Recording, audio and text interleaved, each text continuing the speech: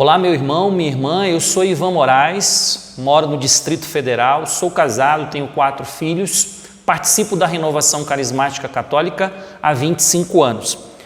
E nós vamos falar um pouquinho sobre a metodologia na formação. E por que falar sobre metodologia na formação? Nós sabemos que existe uma situação que precisa ser melhorada quando a gente fala de formação.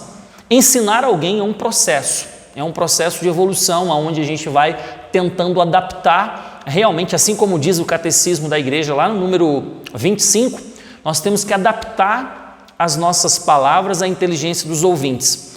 E para que realmente possa dar fruto uma formação, é preciso a gente entender que a gente precisa tentar expandir o conhecimento que nós temos. Não só o conhecimento para transmitir esse conhecimento, no caso, uma formação ela se torna ruim quando a gente estuda pouco sobre o assunto, mas também quando eu não sei transmiti-la de uma forma mais eficaz. Então fica essa lacuna, e essa lacuna é o que gera às vezes nas pessoas o desejo de não participar de formações. E em partes eu não vou tirar esse mérito, justamente porque nós temos formações que precisamos avançar muito em algumas formações. Então, quando a formação não faz sentido para a pessoa, se ela não entende aquela formação, se não faz sentido, se não vai agregar e ela vai poder aplicar essa formação na vida dela, automaticamente ela acaba deixando de querer participar dessa formação. Então, às vezes é muito fácil a gente transmitir o erro para os outros. Vou dar um exemplo para você entender. Estava em São Paulo e um padre, em uma das homilias, ele pegou e falou para as famílias que estavam na missa: eu queria muito que os seus filhos não fossem para a universidade, porque lá eles vão ser manipulados, vão perder a fé, e foi falando várias situações. Aí eu fiquei pensando, eu discordo completamente desse posicionamento do padre. Se os jovens, quando entram numa universidade e perdem a fé, a culpa é de quem? Nós poderíamos colocar que nós teríamos duas situações aí que foram deficitárias. Tanto a catequese que é oferecida na igreja, quanto a formação dos pais, que são os primeiros catequistas. Então, se em uma universidade existem professores que são bons para tirar a fé desses jovens, nós temos que ser melhores para que possa solidificar. E isso entra a formação. Então, se a gente o que leva as pessoas, às vezes, a não produzir os frutos que deveriam é justamente a falta desta formação de qualidade. E para que a gente tenha uma formação de qualidade, a gente tem que procurar estudar, evoluir, para que realmente os nossos métodos eles sejam mais eficazes. Então eu vou trazer apenas algumas dicas para vocês, vou trabalhar apenas com uma questão, um teórico, que eu uso muito. Eu sou professor de filosofia e teologia e eu uso muito isso nas minhas aulas, e eu já vou explicar e o porquê que eu uso esse tipo de metodologia. Bom, para que realmente a metodologia tenha também uma unção própria do Espírito, nós antes precisamos mergulhar na Palavra de Deus. Aí em Colossenses capítulo 1, versículo 9 e 10 vai dizer assim: por isso, também nós, desde o dia em que o ouvimos, não cessamos de orar por vós e de pedir que sejais levado ao pleno conhecimento da vontade de Deus, com toda a sabedoria e discernimento espiritual. Assim andareis de maneira digna do Senhor, fazendo tudo o que é do seu agrado, dando fruto em boas obras e crescendo no conhecimento de Deus. Então a gente mergulha na espiritualidade, a gente mergulha no conhecimento de Deus. E agora, como nós vamos transmitir? Então eu, por exemplo, participei de uma formação, fui ver a formação de um módulo básico, e não só no módulo básico, mas eu já vi tantas formações dentro do nosso meio, que é apenas a reprodução daquilo que está na apostila. Então pega-se o conteúdo da apostila, joga-se às vezes num slide e apenas leia aquilo que está na apostila. Agora pensa comigo, você tira a pessoa da sua casa para ela ir para uma formação onde você vai ler aquilo que tem na apostila, então ela poderia fazer a leitura em casa, dessa apostila e depois faríamos uma formação online só para tirar as dúvidas que possam surgir quando a pessoa faz esse tipo de leitura. Então eu acho que a gente precisa galgar, tirar as pessoas das suas famílias, das suas casas, para ir para uma formação que ela não seja consistente, que ela não vá além daquilo que apenas tem uma apostila. Se é para a gente ficar lendo aquilo que está na apostila, infelizmente não vai ter motivação nenhuma para essas pessoas e elas não vão querer voltar. Eu viajo pelo Brasil e eu escuto muitos coordenadores reclamarem disso. Mas as pessoas não querem buscar a formação, o povo é rebelde, não quer a formação. Olha, eu vou dizer uma coisa para vocês, por experiência própria, não só de sala de aula, mas de formação dentro do movimento. Se a formação tiver qualidade, se buscar a excelência, você pode ter certeza que as pessoas vão querer participar da formação. E para isso a gente tem que buscar essa excelência, a gente tem que buscar realmente cada vez crescer nesse tipo de como transmitir para que as pessoas possam ter uma absorção melhor. Aí quando ela vê que aquilo faz sentido para ela e que vai ajudá-la na vida, você pode ter certeza que você não precisa insistir para que ela venha para a formação, que ela vai vir. Então, vamos seguir. O que seria metodologia? Vem da palavra métodos, que se origina do latim, que um significado básico seria um caminho para se chegar a um fim ou um objetivo. Então, nós temos vários tipos de pessoa. Então, eu vou dar uma formação para catequizandos, eu vou dar uma formação para servos.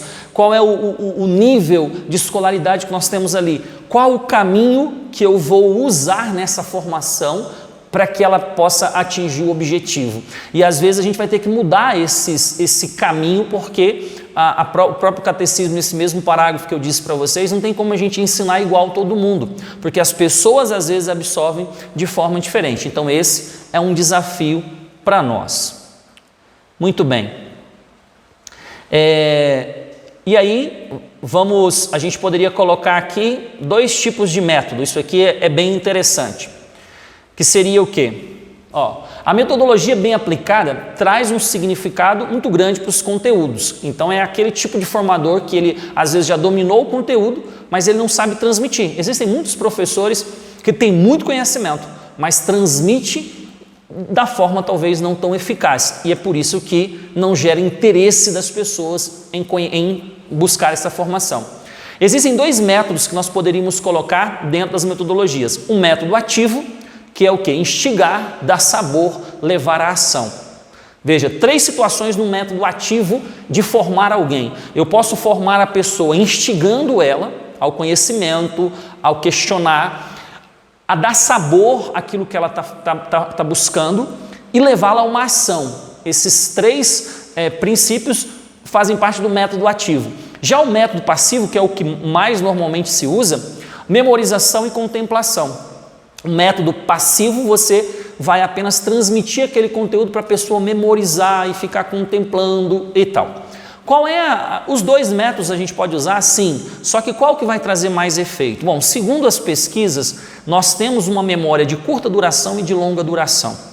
A memória de curta duração, normalmente é onde cai esse tipo de formação, que é por memorização e contemplação. Então você vai estudar e você fica ali repetindo as coisas. Você vai lembrar durante alguns dias, depois você já não vai conseguir lembrar mais, porque ela fica na memória de curta duração.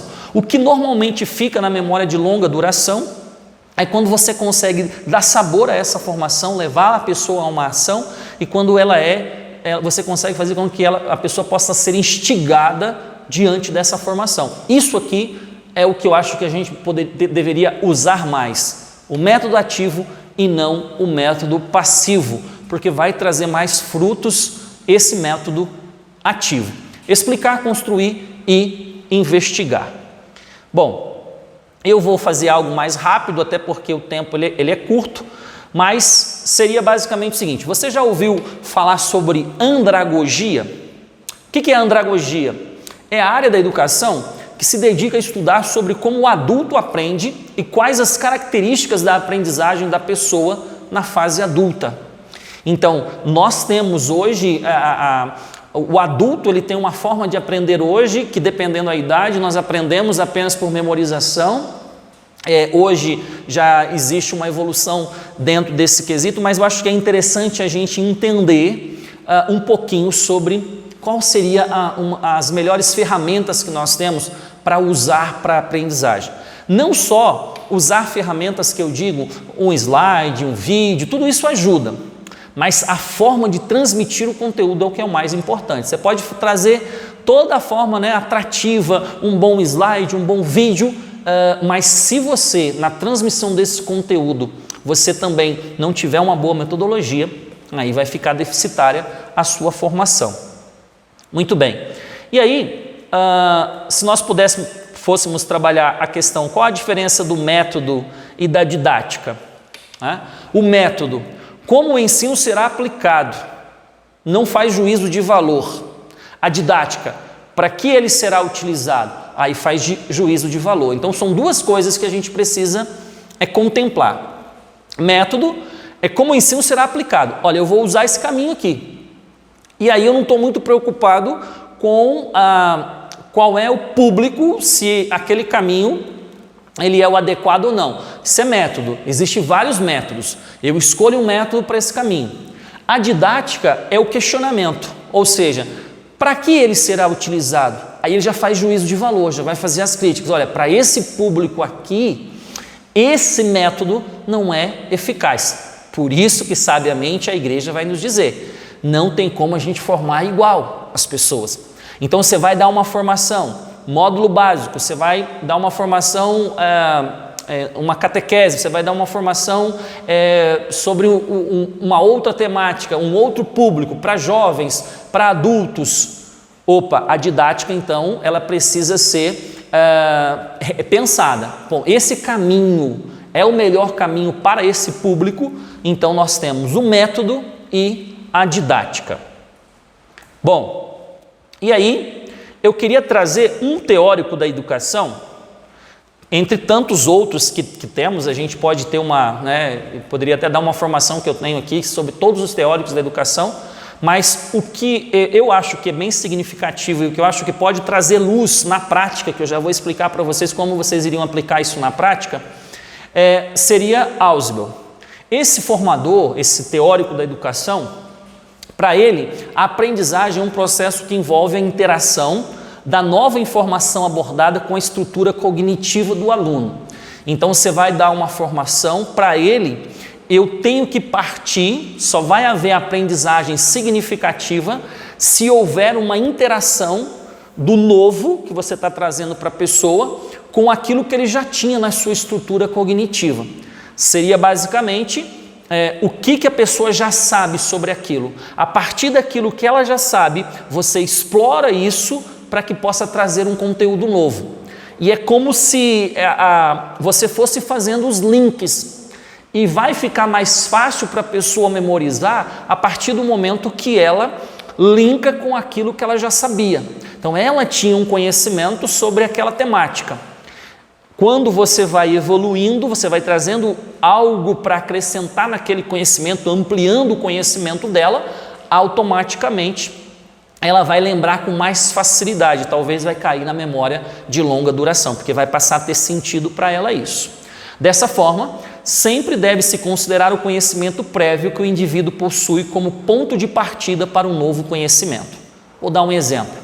Você vai dar uma formação do módulo sobre carisma. Então, eu particularmente uso muito isso nas minhas aulas, nas formações que eu dou, que é justamente partir daquilo que a pessoa sabe. Então eu começo a perguntar, o que é carisma? E aí as pessoas ficam meio inibidas, mas aí você vai tentando quebrar esse gelo e sem agora colocar se está certo ou errado. E deixa as pessoas falarem o que é um carisma para ela. E mais, nas formações é importante, talvez, se você quiser usar esse método, que eu vou dizer para você que ajuda bastante, pedir para a pessoa anotar. Então, olha, o tema da aula hoje é carismas. Aí a pessoa escreve no caderno carismas. E aí você vai falar para ela fazer uma âncora, uma flechinha e escrever no papel o que para ela é carisma. Aí tem gente que fala assim, poxa, mas eu não sei o que é carisma. Aí você vai insistir com ela e fala assim, não, o que vem à sua cabeça, o que você imagina que seja carisma, não importa se está certo ou errado, escreva a definição que você dá para isso. O que você está fazendo? Você está partindo de um conhecimento prévio que o indivíduo possui como ponto de partida. Isso é interessante, porque começa a gerar mais. Você não é aquela formação onde você já chega despejando o conteúdo, mas você começa a instigar a pessoa para que ela tome nota do que ela tinha de conhecimento sobre carisma. Isso é interessante porque depois ela vai começar a puxar outras setinhas, que é o que Ausubel vai dizer como âncoras, que é o conteúdo novo que você está trazendo. E ela vai fazendo como se fosse uma teia de conhecimentos. Olha, ela achava que carisma, por exemplo, ela achava que a cabeça dela, carisma é dom. Mas aí você trouxe que a etimologia da palavra carisma, até de uma forma profana, pode ser chamado até de graça, não no sentido só de graça como dom de Deus, mas uma pessoa graciosa, por exemplo, ela tem carisma. Quando você olha para uma pessoa, você fala assim, poxa, essa pessoa é carismática, ela é graciosa. Então ela já vai trazer lá, ela tinha a ideia de carisma, dom, aí ela já coloca lá graciosa. E aí você vai aprofundando e vai pedindo para que ela também vai tomando nota de quais são as outras âncoras novas que você está trazendo para ela, mas sempre linkado a partir daquilo que ela já tinha como conhecimento. Isso faz com que a formação ela passe a se tornar mais atraente. Por quê? Porque a pessoa, poxa, ela começa a ter uma curiosidade, o que mais que eu vou aprender hoje sobre isso? Veja, é um método simples e que na prática dá para todo mundo fazer, você não precisa ser formado em pedagogia para fazer, basta você ter uma boa vontade e começar a exercitar isso nas formações, qualquer temática que você vai fazer. Então você vai falar lá sobre identidade. Aí a pessoa anota o que é identidade para ela. Aí a partir do momento que ela escreve, e isso é interessante, o escrever, instigar a pessoa a estar escrevendo, porque veja, nós usamos todas as nossas faculdades. Eu não estou só ouvindo. Então quando eu estou ouvindo, eu estou vendo e eu estou escrevendo, eu estou usando todas essas faculdades que eu tenho, e isso ajuda a entronização do conteúdo que a pessoa está tendo. Então isso é bem simples, você não precisa fazer algo muito elaborado, trabalhar com âncoras para que possa instigar aquela pessoa que está participando da formação para que isso passe a ter mais sentido para ela. Bom, e aí a aprendizagem ocorre quando a nova informação ancora-se em conceitos ou proposições relevantes, pré-existentes na estrutura cognitiva do aprendiz, ou seja, quando este aluno encontra significado no que ouve. Eu acho que eu fui claro na explicação que eu dei, que é justamente isso aí, ó. É uma nova informação, ele vai usar o termo âncoras. Então seria o quê? Ele tem uma âncora do que ele achava que era, e é engraçado que aí de repente, quando você vai fazendo as âncoras, você vai trazendo o conteúdo para ele, depois quando termina a formação, você vai falar para ele, bom, agora dá uma olhada como é que ficou as suas âncoras. De repente ele vai ver que o raciocínio dele estava certo, mas ampliou e ele aprendeu mais. De repente ele vai ver que não tinha nada a ver a âncora que ele tinha, mas era o conhecimento prévio que ele tinha, e ele vai ver que ao final mudou muita coisa do conhecimento que ele tinha. E de repente pedir para que aquele aprendiz, para que aquele aluno, ele possa escrever, né? E gastar tempo. A gente corre muito com a formação, por isso que não tem qualidade. A gente quer vencer a apostila, esse é o grande erro.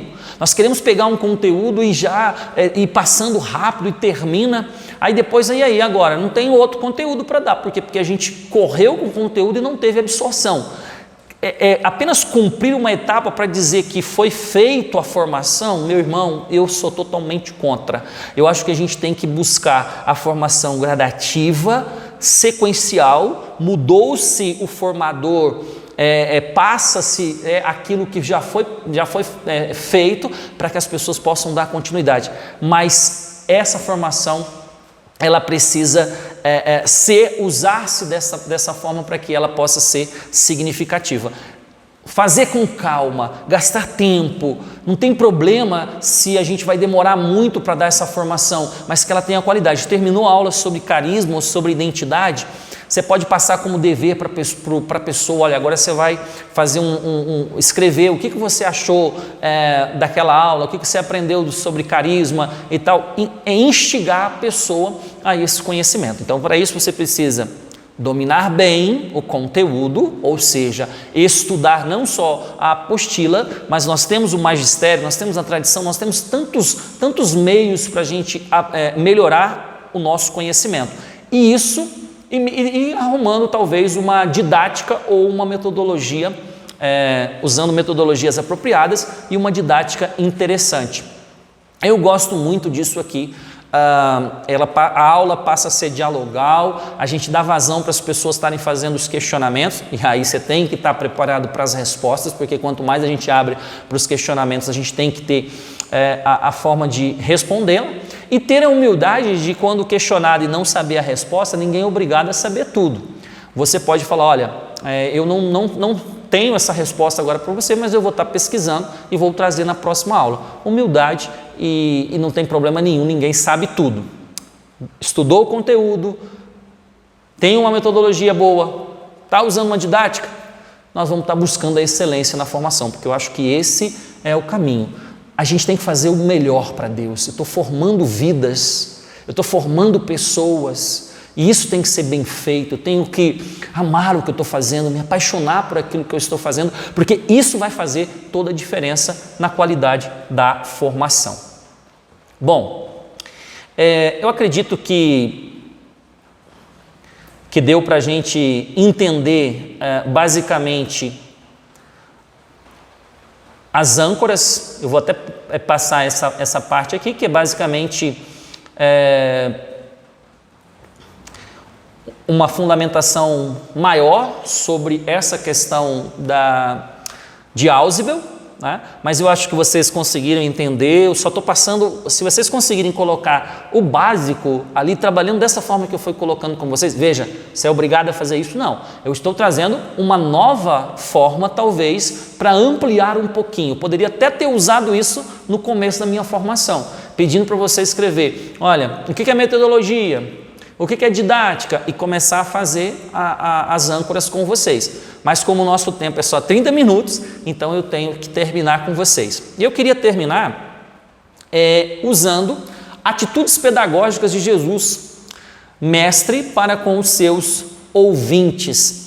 E é interessante que eu tenho algumas formações que eu dou sobre a pedagogia de Jesus nas escolas, para professores, e eu fui fazendo uma análise de todas as teorias educacionais que existiram até o momento, todos os teóricos da educação, e eu fui vendo que Jesus, que demorou 3 anos e meio formando os seus discípulos, que iam se tornar depois os seus evangelizadores, Jesus usava, em vários momentos, ele usava quase todas as teorias que existem.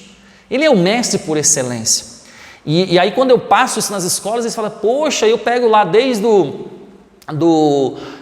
Vygotsky, eu pego todos os teóricos da educação que nós conhecemos, John Dewey, e todos eles, e aí eu vou passando, e aí eu falo assim, gente, Jesus também usava todos esses métodos, essas didáticas. E aí as pessoas, poxa, aí é mesmo, Jesus era o formador por excelência.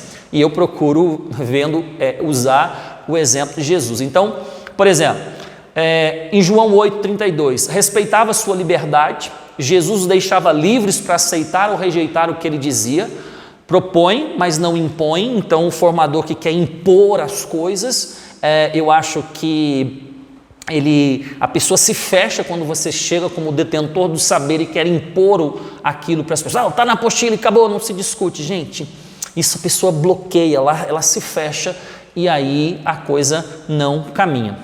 Ele os amava. O amor de Jesus é o reflexo do profundo amor que existe no relacionamento do filho com o pai. Ele os desafiava, então aí tem todos os textos bíblicos aí. Eles desafiavam a renascer, a ir e não tornar a pecar, a lavarem os pés mutuamente, a amar os inimigos, a servir a Deus e não a riqueza. Então, ele respeitava a liberdade, ele amava, ele os desafiava. O formador tem que desafiar as pessoas, gerar esse gosto, esse desejo das pessoas buscarem. E eu, quando dou aula nos cursos de teologia que eu dou, nos cursos livres que eu ministro, tanto de filosofia como teologia, eu gosto de fazer vários questionamentos, deixar a cabeça das pessoas fervilhando, porque isso gera um interesse, um desejo delas buscarem o conhecimento. E Jesus fazia isso também. Bom, Qual era então o método, estratégia, a metodologia de Jesus? Primeiro, Jesus ensinava pelo exemplo, ensinava com seu exemplo, mais do que com palavras, seu estilo de vida era o seu maior ensinamento. E principalmente a gente quebrar um pouquinho, às vezes, a arrogância de querer achar que somos mais que os outros. O que São Paulo dizia, não importa o grau que chegamos, o que importa é prosseguir decididamente, ter esse desejo de crescer cada vez mais e ensinar com um exemplo, né? Depois, baseava-se na experiência de vida de seus ouvintes. Jesus tratava das necessidades reais das pessoas, falava concretamente sobre os acontecimentos do dia a dia de seus ouvintes. Olha que interessante, baseava-se na experiência de vida de seus ouvintes. O que era isso? Teoria de Ausubel, de âncoras. Jesus, ele pegava também aquilo que as pessoas viviam, que era a vivência das pessoas naquele momento, e tirava, talvez, aqueles ensinamentos para instigar a pessoa. Quando Jesus diz lá, o que dizeis o povo de quem eu sou? O que dizem? Então, aí as pessoas começam a falar, e vocês, quem dizem que eu sou? Então, partindo do que as pessoas tinham de conhecimento, de ideia, ele trazia uma ideia nova. Então, Jesus também usava a teoria de Ausubel. Olha, Jesus perguntava e respondia, e vós, quem dizeis que eu sou? Foi o que eu acabei de falar. Que procurais? Queres ser curado? Crês no Filho do Homem? Eu sou a ressurreição e a vida. Então, Jesus trabalhava com esse método de instigar as pessoas através dos questionamentos. Então, uma formação que usa também dessa metodologia de estar instigando, de estar perguntando, isso é interessante para que a nossa formação seja mais atrativa. Jesus usava as escrituras hebraicas, Jesus tinha um profundo conhecimento de escrituras, usou a escritura em sua defesa no diálogo com o tentador no deserto, quando o demônio tentou Jesus, ele usava a escritura, então conhecimento também, então nós não desprezamos o conhecimento.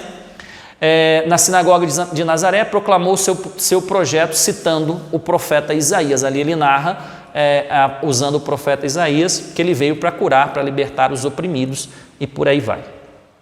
Bom, então, ele repetiu, então Jesus também usava a memorização, tá? Então, como eu disse, o método ativo e o passivo. Jesus também usava, repetindo, ensinou as mesmas coisas várias vezes para que ficasse gravado na mente dos ouvintes. Então, nós podemos perfeitamente estar usando também essas duas vertentes, ok? Tanto o ativo como aquilo que é passivo.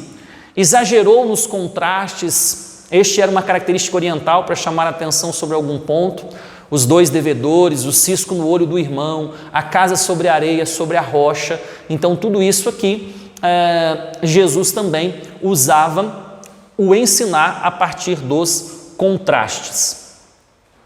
Jesus usava imagens e comparações, seu ensinamento era concreto, usava as coisas do dia a dia das pessoas, as quais o ouvinte pudesse se reportar, comparar o ensinamento. Olha, ele disse, eu sou a porta, eu sou a luz do mundo, eu sou o bom pastor.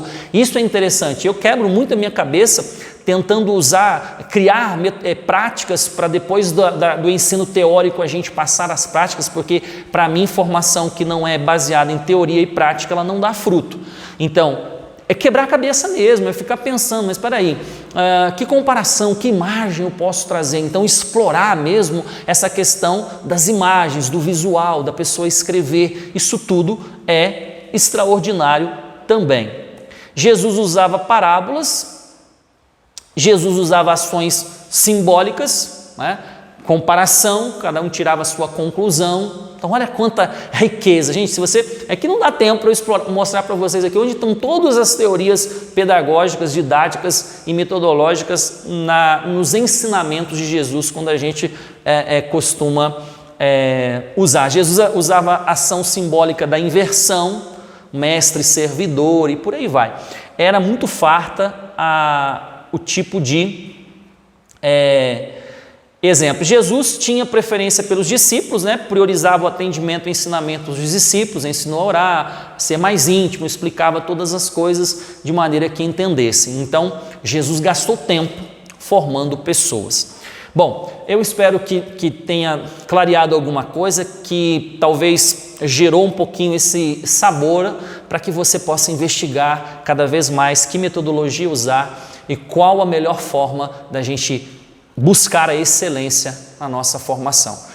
Espero que Deus abençoe sua vida, se apaixone cada vez mais por esse conteúdo, pelas metodologias, pelas didáticas e seja um formador por excelência. Deus te abençoe.